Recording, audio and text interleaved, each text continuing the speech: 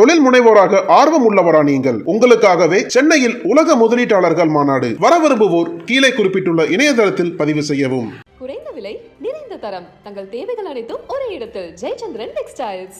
ஜனவரி 22 ராமர் கோவில் கும்பாபிஷேகம். இஸ்லாமியர் பெயரில் உருண்டை மிரட்டல். டிஜிபி ஆபீஸுக்கு கிடைத்த ரகசிய தகவல். சீக்கிரட்டை கக்கிய மர்ம ஆசாமிகள். பீதியை கிளப்பும் ராமர் கோவில் ஸ்கெட்ச்.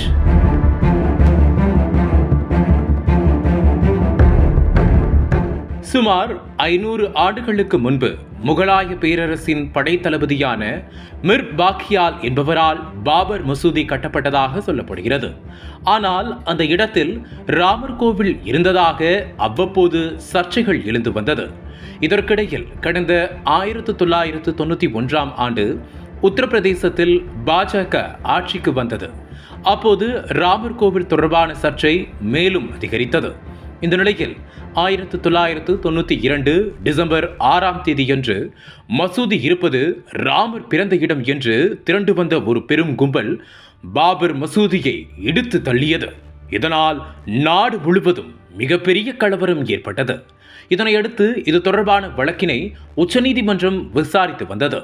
அப்போது 2019 நவம்பர் 9 உச்சநீதிமன்றம் அயோத்தி வழக்கில் ராமர் கோவில் கட்டிக்கொள்ளலாம் என்றும் அதற்கு பதிலாக முஸ்லிம்களுக்கு 5 ஏக்கர் நிலத்தை மசூதி கட்ட வழங்க வேண்டும் என்றும் தீர்ப்பு வழங்கியது.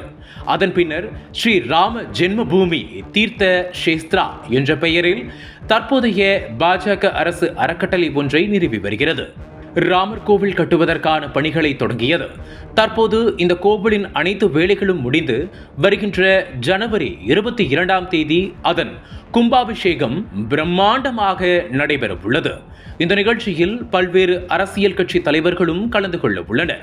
இதற்கிடையில் ராமர் கோயில் வெடிவைத்து தகர்க்கப்படும் என்றும் முதல்வர் யோகி ஆதித்யநாத் மற்றும் உத்தரப்பிரதேச சிறப்பு அதிரடி படையினர் தாக்கப்படுவார்கள் என்றும் இஸ்லாமிய பெயரில் உத்தரப்பிரதேச டிஜிபி தலைமையகத்திற்கு கடந்த டிசம்பர் 27 மிரட்டல் வந்ததாக கூறப்படுகிறது. அது மட்டுமல்லாமல் இதேபோன்று எஸ்டிஎஃப் கூடுதல் தலைமை இயக்குனர் அமிதாப் யாஷ் மற்றும் தேவேந்திர திவாரி ஆகியோருக்கு மிரட்டல் விடுத்ததாக சொல்லப்படுகிறது.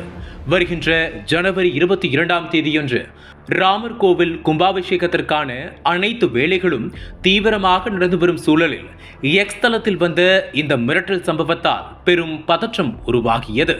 உடனே இது குறித்த விசாரணையை உத்தரப்பிரதேச போலீசார் தொடங்கியுள்ளனர். அப்போது மிரட்டல் வந்த எக்ஸ் தள பக்கத்தின் மின்னஞ்சல் முகவரியை கண்டறிந்துள்ளனர். அதன் பின்னர் அந்த மின்னஞ்சல்களை தொழில்நுட்ப ரீதியாக ஆய்வு செய்துள்ளனர். இந்த ஆய்வில் மின்னஞ்சல் முகவரி யாருடையது என்பதும் அவருடைய செல்போன் நம்பரும் கிடைத்துள்ளது. இதனையடுத்து செல்போன் சிக்னலின் அடிப்படையில் அவர்களை சுற்றி வளைத்த போலீசார் வெடிகுண்டு மிரட்டல் விடுத்த இருவரை கைது செய்து விசாரணை மேற்கொண்டுள்ளனர்.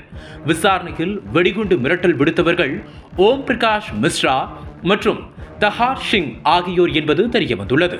இந்த இருவரும் போலியான ட்விட்டர் அக்கவுண்ட் உருவாக்கி இஸ்லாமியர்களின் பெயரில் வெடிகுண்டு மிரட்டல் விடுத்திருப்பது தெரிய வந்துள்ளது.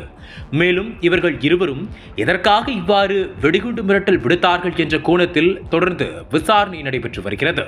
இதுகுறித்து சமூக ஆர்வலர்கள் கூறும்போது, இந்தியாவில் மிக பெரும் சர்ச்சையை உண்டு பண்ணிய அயோத்தி ராமர் கோவில் பிரச்சனை முடிவுக்கு வரும் நிலையில் தற்போது போலியான ட்விட்டர் கணக்கை தொடங்கி இஸ்லாமியர்களின் பெயரில் குண்டுவெடிப்பு மிரட்டல் விடுத்துள்ள சம்பவம் மதத்தின் அடிப்படையில் மிக பெரும் கலவரத்தை உண்டு செய்யவே சதித்திட்டம் தீட்டப்பட்டிருக்கலாம் என கூறுகின்றனர்.